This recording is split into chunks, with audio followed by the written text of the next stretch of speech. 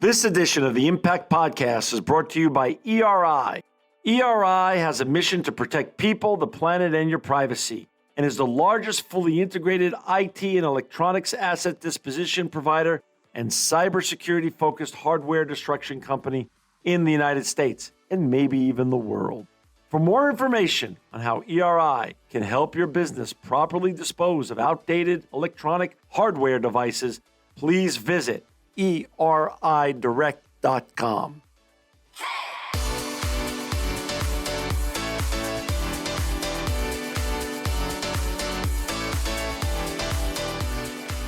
Welcome to another edition of the Impact Podcast. I'm John Shegerian, and this edition takes us back to my hometown of Long Island, New York. I'm so excited to have with us today Joan Olivero. Welcome to the Impact Podcast, Joan. Hi, John. How are you? I am great today. It is so fun. I think you are sitting in Oyster Bay, New York today. Yes, I am. As I shared with you earlier, before we started the show, I grew up very close to you. I grew up in Little Neck, New York. I had a lot of friends from Oyster Bay.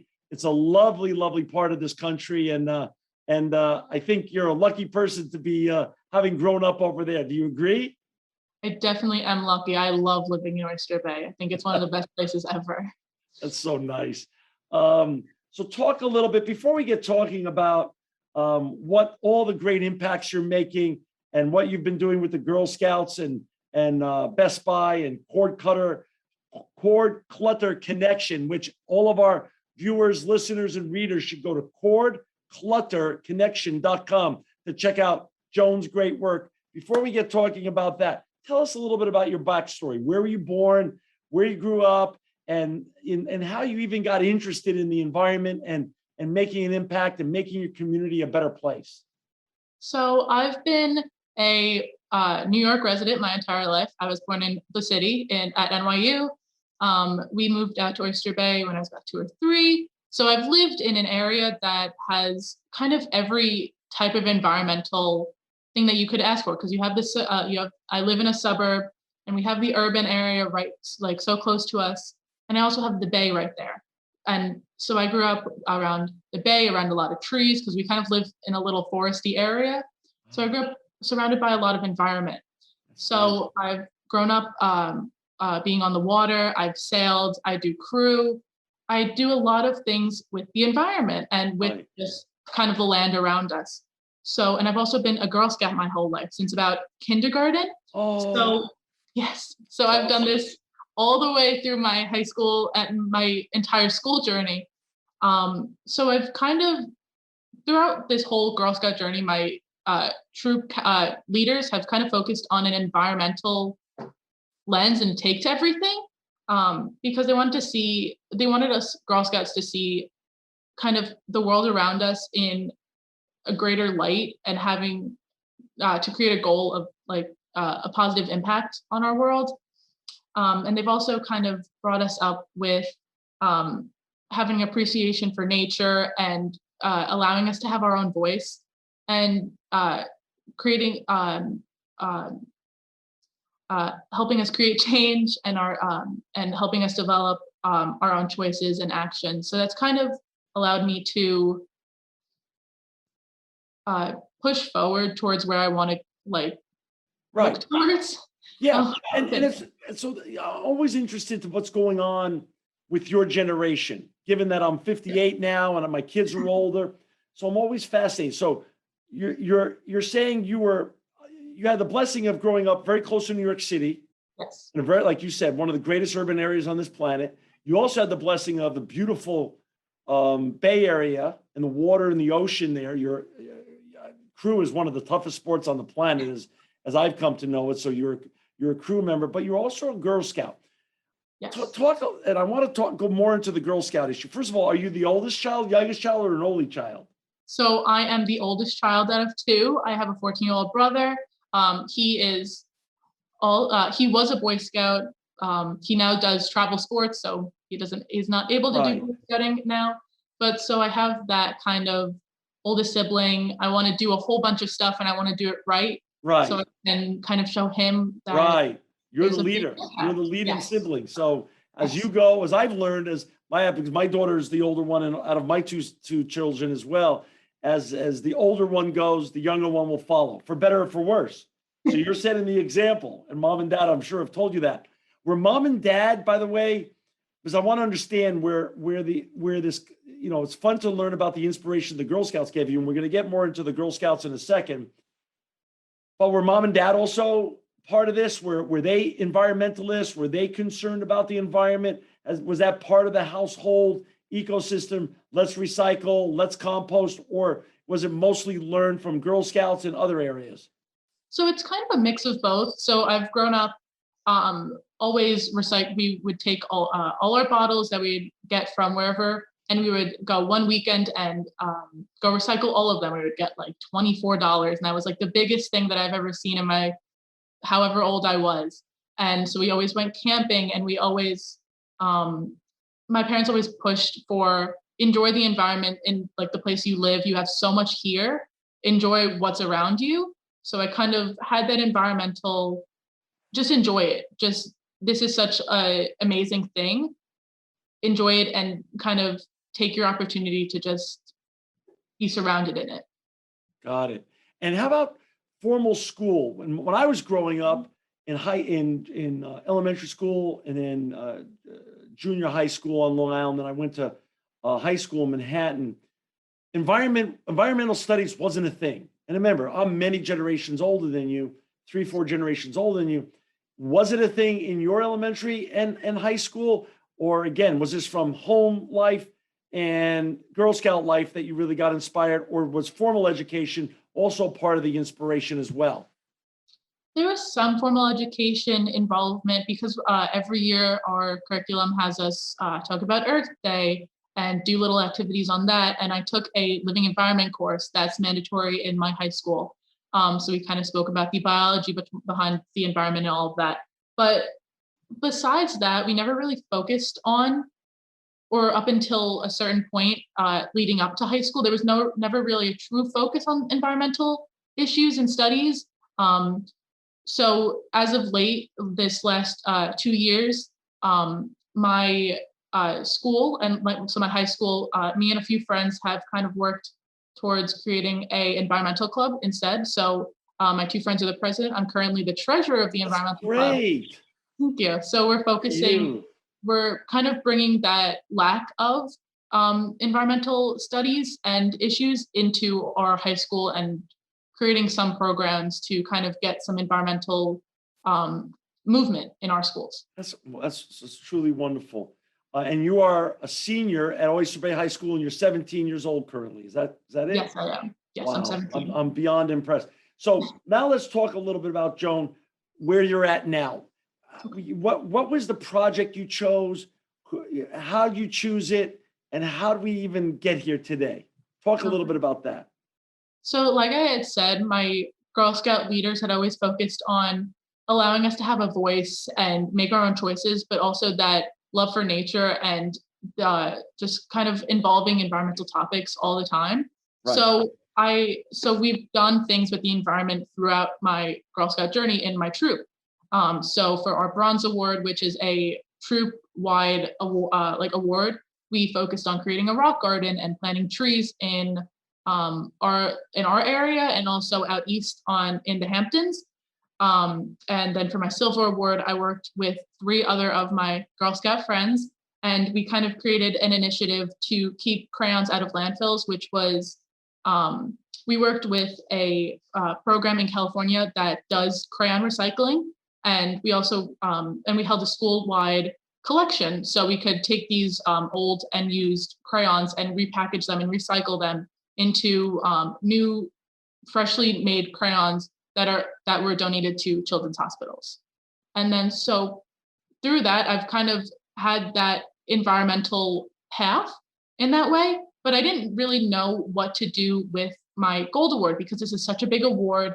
It's such a big deal. There's only about 5% of Girl Scouts that actually earn it. So I wanted to do something that was important to me. And I saw that environmental flow during my Girl Scout project. So I took that opportunity to work towards recycling. Initially, I had chose to do glass recycling because there is some program in my town that focuses on glass recycling, But in the past few years, since glass recycling has kind of halted in the US, it was really hard to create a startup program. So that's what turned me towards e-waste. And It's wonderful.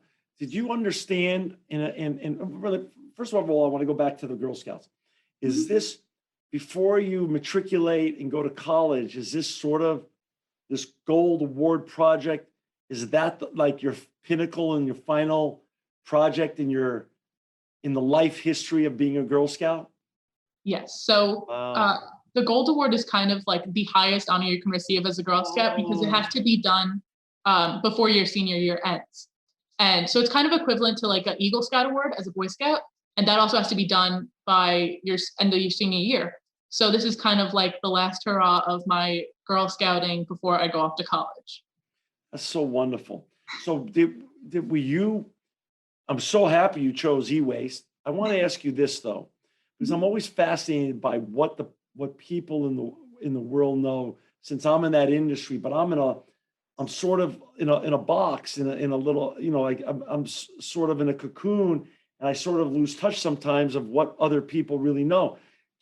I know plastic and glass, plastic especially gets tremendous publicity for being the boogeyman of the environment, gets in the ocean, harms our turtles and stuff. But did you know, even going into this project, that e-waste is the fastest growing solid waste stream in the world? So initially I didn't, since I had to make that change from glass recycling to e-waste, I had Okay. spoken with my like local town government and they had kind of pointed me in that direction saying, this is an issue we have in our town. So my town has a landfill that does collection for e-waste, but it's kind of not that widely known in my town. So no one really knows that it's going on. So I kind of took that initiative to, oh, this is an issue in my town. Let's kind of take that opportunity. So I did some research and the more I researched, the more Best Buy kept coming up and Corey Berry kept coming up and saying how they're the like the leading recyclers or retail recyclers for e-waste. So I was like, this is incredible. So I reached out to her, I sent her an email, and she put me in touch with the head of environmental sustainability. And this is where I kind of went on from there. And this is how I got in touch with you guys. No, Yeah. wait a second. We got to unpack this a little bit. Okay, you found out e-waste was the fastest growing solid waste stream and is truly a problem. Yes. Then you learned about Corey Berry and Best Buy, which you went, bullseye on not only one of the greatest CEOs in America currently, in the world currently, frankly speaking, and she's been a guest on this show. She's just an amazing human being, an amazing leader. I But listened Best to Buy that is also one podcast. of It's the amazing. greatest brands on this planet, and is the leading brand in selling, electronics, obviously. So, how did you? Let's step back and go through this step by step. Where did you? How did you even get in touch with Corey Berry? Because there's a whole generation of young entrepreneurs, Joan, that come to me for advice. And they're always like, well, I want to be like this person, or I want to raise money, or I have this idea. And they don't even know how to get going or start. And you just made a plan and took action. How did you even navigate that process to reaching Corey Berry? Since I had seen her and Best Buy come up so frequently as I was doing my research, I just decided to kind of take that leap for it and just take that risk. So I just sent her an email, and I'm so like inspired by her because she's a woman entrepreneur. Basically, she's the CEO and she's a woman, and I think that's amazing. So I wanted to kind of just reach out to her, and she has a whole panel of women representatives on her board. So I just reached out to her. I said, this is my project. I'm really excited. Is there anything that you can put me in touch with? And so she put me in touch with the head of environmental sustainability. And I just kind of just took the leap for it because it was the only thing that she could have said was, oh, we don't really know. But it kind of led me to here. Let's step back, Joan. She could have never even responded to you. Yes. That's very common by many CEOs, right? Never even respond. So she responded to you, and not only responded, which again speaks volumes about Corey Berry, but she put you in touch with, I believe, a good friend of mine, Tim Dunn. Yes, Tim Dunn. one of the best and greatest environmental directors of any corporation or any organization I know. I've known Tim, I want to say 14 years, might be a little longer. Just another great human being, and also just loves what he does and is great at it. So far you've hit two great people and two of the favorite people in my business career. And then Tim then said what to you, and how did you interact with Tim? So I had a Zoom call with him and his team just to kind of explain my project again and say, this is what I want to do, because everything was kind of just idea at that point. I think I had a Zoom call in like March or April of this year. So it was kind of just idea. I just shot out what I wanted to say. And he kind of led me in a direction of just focus on cords, wires, and cables. That's why my name is Cord Clutter Connection, right? Because of that data privacy issue with laptops and phones and printers and things like that. So he kind of helped me hone in on one idea so it was more accessible, and kind of it helped me shape my project. So, and then he had some members of his team on with him. So Teresa was on the call and some others. Teresa is another one of my favorite people. And these are just great people who just not only are great at what they do, but they love what they do. So now then you made your way, then they recommended you or something to David Hirschler at our company? Yes. So Mr. Dunn had said, we work with ERI. This is what they do. I think you would fit perfectly. Let's have a Zoom call. So I talked to David Hirschler and that team, and kind of again explained what my project was, how I wanted to take that next step forward. So now I had the whole idea and I just had to put it into motion. So I had no way of really recycling these cords after I collected them. So I had I want to collect cords. What do I do with them? So you guys at ERI allowed me to kind of move forward with this and actually do something with my collection. Okay. And David Hirschler is another, yes. Really, right? You've hit a whole lineup of just amazing, really people. Great people, right? Great people. And David, I don't know, he's so humble. I don't know if he ever shared this with you. Not only did Tim and Teresa manage the greatest and biggest consumer take-back program in America, besides other job titles at Best Buy. So they're the most educated people on the planet when it comes to this stuff. But David was the one, before he joined our company, he was the one under Mayor Bloomberg that helped launch the recycling program in the city of New York, which has become the most successful consumer recycling program in a city in the world. And that was with David. I didn't know that. That's amazing. Yeah, he's one of those, and he's another. So I mean, like, you've talked to four of my most favorite people on the planet. It's just, so now, okay. So now you've talked with them. They've given you guidance. How do we get to? I'm on your website now, cordclutterconnection.com for our listeners and viewers out there. Cordclutterconnection.com. When did you build the website? How did you build it? How did you even know how to build it? And when did you start your collection events, and how did it all go?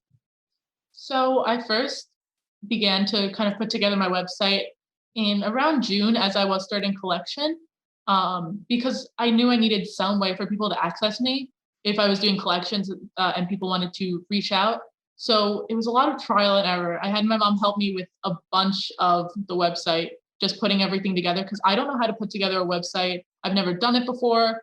I kind of just went online, looked it up, and kind of just went from there. And it was a lot of processing and kind of. Wait a second. Had you or your mom ever done this before? No.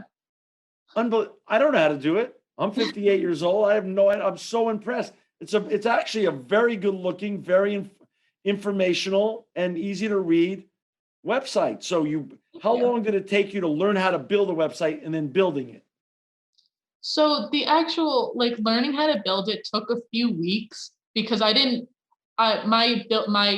was telling everyone that with my website was under construction while I was doing these collections. I was in the process. I was constantly updating it. I'm still constantly updating it. I make little changes here and there every few days. Right. So it's not something that's completely done, and it's going to be completely done. it's kind of just an ongoing process. Websites are really living, and they have to be iterated and updated and evolved all the time. Yes, Yeah. definitely. So you started building it in June. When did it launch actually? When did under construction actually you take that down and actually put the website itself up? I want to say it was up around late July, I believe. So that was when everything was fully up and going, and I was already about a month and a half into collection. So talk about collections. How did the collection process work? Yes. So the collection process, I had I had no way of really collecting, but by myself. So I talked to a few people in the town. I spoke with one of the women in the town who also happens to be one of my Girl Scout leaders who runs a farmer's market. So I went up to her and I was like, I have this idea. This is for my gold award. Is there any way you can help me with it? So I now have a booth at her farmer's market where I go to every 2 weeks, and I just have a free informational table where I have all the information and education of my project and all of the accessible resources needed. And I also collect there. So yeah. Wonderful. And that's every 2 weeks on Saturdays or Sundays? When does that work? Sunday mornings. Sunday mornings. Yes. Got it. And talk a little bit about the response. How's the response been? It's been amazing. So the first few weeks, I was just kind of telling everyone what I was doing, what the actual harms of e-waste was, and how we should be able to help and kind of make a difference. So I didn't get much collection that first few weeks because it was more of like, here's what I'm doing. Right. But once those first few weeks started happening, I was getting major responses from everyone in my town. I was meeting people that I've never seen before in this town, and I've lived here my entire life, coming out and saying, this is amazing. This is just such an amazing idea. It's such a needed idea. And they were bringing in like pounds and pounds and pounds of cords every week that it would barely fit in the back of my car. Okay, so let me just tell you the truth. So first of all, it's fascinating because literally that's what our model is at ERI. We got to go out and educate first, and then the response is typically tremendous. That's what Best Buy does as well. That's what other leading brands do as well. When they're coming up and dropping off their cords, are they then coming to you for advice? Like, but wait a second, I also have cell phones and laptops and a dishwasher. Are they asking you for other advice as well of where to responsibly dispose of other electronics? Yeah. So like I said, I'm only taking cords, cables, wires. Right. So they've been asking, can I give you batteries? Can I give you a phone? Can I give you my toaster that I have? So I've been sending everyone to either the local landfill that's doing the e-waste collection or to Best Buy because they have the collection program. So I've been getting a bunch of responses. I start to see the same faces or similar faces that come back to the farmer's market every 2 weeks, and they're saying, oh, I just dropped off my stuff at Best Buy last week, or oh, I went to the landfill. And I think that's just really amazing. That's so wonderful. And there's a Best Buy locally in your town, I take it. Yeah, so there's a Best Buy the next town over in Huntington. So perfect. Yes. Perfect. So now, what was the goal of the project? Like, was there a weight goal, or what was the overall goal for you to earn your gold award? So for the gold award, there's no official goal of what you need to reach or what you need to do. Right. But my own personal goal was collect about 300 pounds of cords, which I thought was, when I first set that goal, I was like, I'm never going to reach it. That's just insane. I'm never going to actually get it. And now that I still have 2 or 3 farmers markets before it closes, and I'm doing a collection in my town in the next 2 weeks, and at my school in the next 2 weeks, I already have about 600 pounds of cords, and I'm still collecting, which I think is insane. Wow, that is totally insane. And then when are you given your gold award? Like when do you matriculate from the Girl Scouts and then earn that official gold award? So I am finishing up all the paperwork this week to actually become a gold award recipient. And in June, I will officially get that award. And kind of be finished with my project. But since one of the necessities of the Gold Award is to create a sustainable project, I'm continuing with my collection and updating my website frequently and continuing on in a way it doesn't end after I graduate high school. It doesn't end after I get the Wow, award. that's so wonderful. So you're creating a sustainable model for others to follow in your footsteps Yes. and to continue to make your community and the world a better place. Yes. It's really truly remarkable. Um, it's just such a great story, and I'm so inspired by it. And you could probably run and win to be the youngest mayor in Oyster Bay, New York at this point. That would be actually. So tell me where should people go to learn more about what you're doing and to get the exact times, dates, and places that they could do drop-offs or collection events with you? Where do you want to, where was all that information on cordclutterconnection.com, or is there another way to interact with you as well? So yes, I have everything on my website, cordclutterconnection.com. I have all of the links to the town landfill dates, to the farmers markets dates, to the Oyster Bay Town collection dates, as well as my high school and school-wide district collection dates. And I also have links to ERI and to Best Buy and to my local town government. I have everything that I have talked about and anything that I've talked to anyone about at the markets, through the town, here in this podcast. Everything is up on my website. Perfect. For those who've just tuned in, we're so honored to have with us today Joan Olivero. She's a senior at Oyster Bay High School. We're talking about her great Girl Scout Gold Award project, which you can learn more about at cordclutterconnection.com. Joan, lessons learned. Lessons learned. What did you learn going in? What did you expect? And how did it turn out in terms of lessons learned because basically you were launching a little mini business here. Yes. A little, there was a goal, there was success, there was a sequence here of making the right connections along the way. What are some of the lessons you learned that you could share with some others out there that want to follow in your footsteps and not only earn awards and do good things for their community, but ultimately make the world a better place and make an impact? So throughout this entire project and this kind of journey, I've kind of figured out that you have to just kind of keep going for it. Even if if you don't get responses or if someone says no, the worst they can say is no. Right. So you kind of just keep going for it, just keep pushing ahead. And it got really difficult because now I'm in school again, because I was doing a lot of this over the summer, but now I'm in school again. There's a ton of work. So it's kind of just delegating the time that I need to focus on it and just pushing towards it. Well, so what's your goals? What's next in the Joan Olivero story? It's really exciting to be a senior. Even though I'm 58, I can remember 41 years ago as a senior at my high school. It's an exciting time in life. Where do you want to go to college? What do you want to study? What's on the forefront for you? And what are you thinking you want to really do with your life, or do you know yet? So throughout this project, it kind of helped push my idea of what I wanted to do towards more an environmental science, but with a business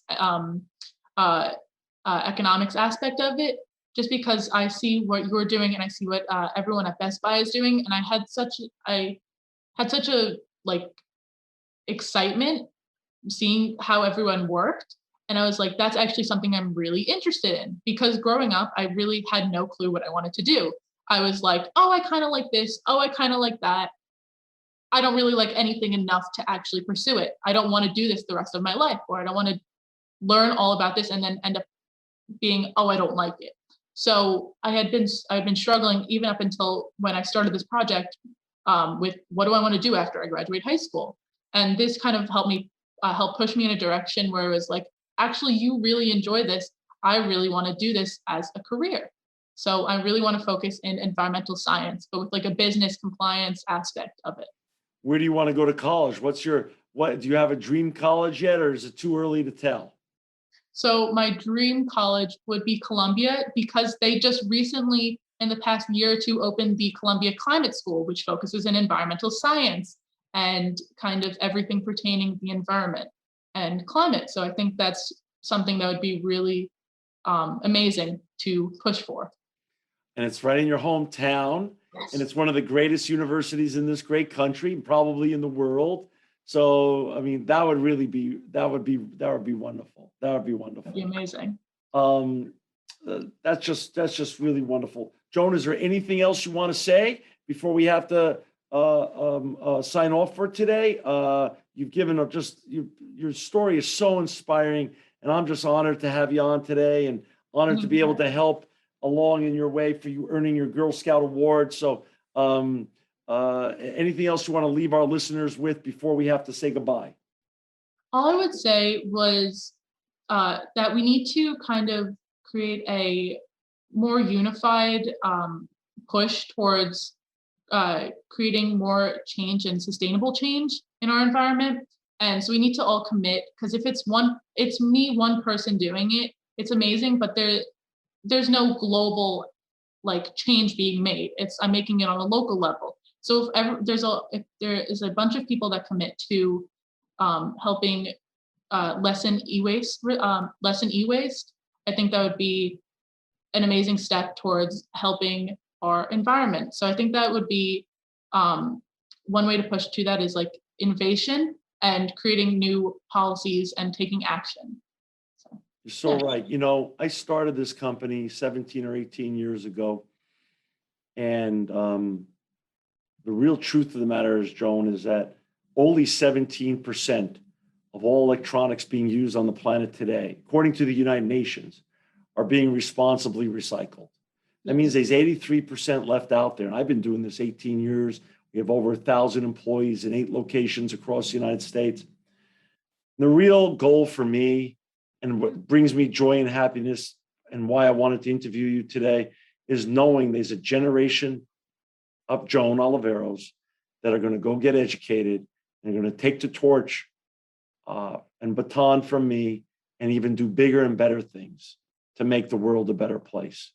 And so I feel really good, and I feel at peace that there's just great people like you, because that's where we're at. Your generation is going to take us from a linear to a circular economy. And if we're going to go from a linear to circular economy, we have to first take on the challenge of the fastest growing solid waste stream. What I didn't tell you was when I got into business, e-waste was the fastest growing solid waste stream in the world. Unfortunately, because of the ubiquity of electronics now, the wearables, the fact that Teslas and other great EV brands are computers on wheels, and the fact that now we have Echo and Nest and the Rings and all these other Internet of Things type things, it's now the fastest growing solid waste stream in the world by an order of magnitude of 5 times. So to have your generation helping to tackle and responsibly recycle electronic waste is just really promising to me. So I just want to say thank you for your time today. I want to send all of our listeners and viewers again back to cordclutterconnection.com. Support Joan and what she's doing in Oyster Bay. Bring your cords to her last couple of events.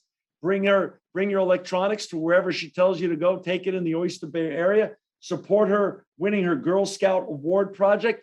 Thank you, Joan. You're so inspiring. I wish the world had millions more like you. I hope they get inspired by you from listening to you today. And thank you for joining us on the Impact Podcast. Thank you so much, John. This episode of the Impact Podcast is brought to you by Closed Loop Partners. Closed Loop Partners is a leading circular economy investor in the United States with an extensive network of Fortune 500 corporate investors, family offices, institutional investors, industry experts, and impact partners. Closed Loop's platform spans the arc of capital from venture capital to private equity, bridging gaps and fostering synergies to scale the circular economy. To find Closed Loop Partners, please go to www.closedlooppartners.com.